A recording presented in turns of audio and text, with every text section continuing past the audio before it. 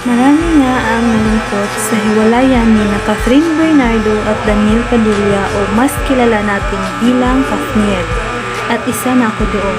Minahal natin sila for almost 11 years pero sa isang iglap lang nawala parang bula ang isang ikadang pagsasama nila. Bakit natin minahal ang love team na ito? Para sa akin, bilang isang tagahanga rin nila, sila kasi yung couple na hindi OA ang relasyon sa harap or sa likod ng camera. Makikita mo talaga sa kanilang mga mata kung gaano sila ka-in love sa isa't isa. At higit sa lahat, napaka-desenting babae ni Kathryn.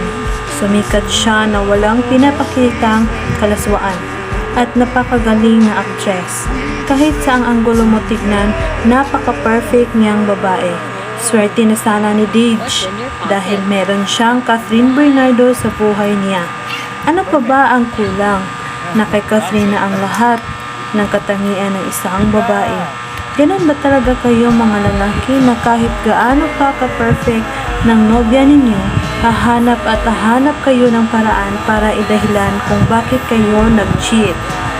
Boys, gising, hindi sa kama ang basihan para maituring mong true love, respeto at pagiging kontento. Diyan mo mababasi ang salitang forever. Kung hanap nyo rin lang yung panandaliang ligaya, hindi huwag na kayong pumasok sa isang relasyon, di ba? Easy lang yan.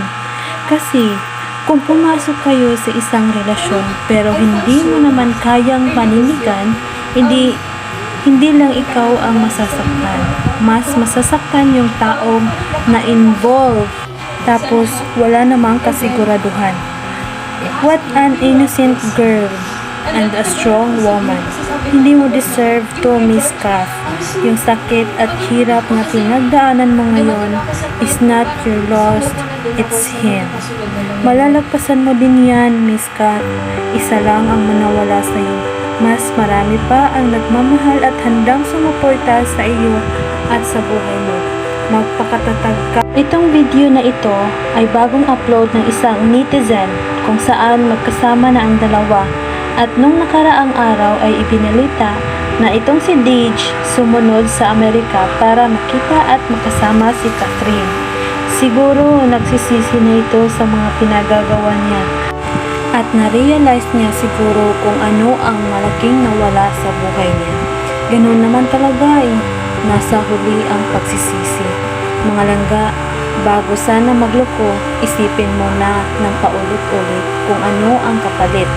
At lagi niyong tatandaan at itatak sa inyong isipan, piliin palagi ang panghabang buhay na relasyon kaysa panandaliang kaligayahan lamang. Even though our story ends here, I'll never forget meeting you. You are my favorite chapter, despite the limited and temporary nature of our love story.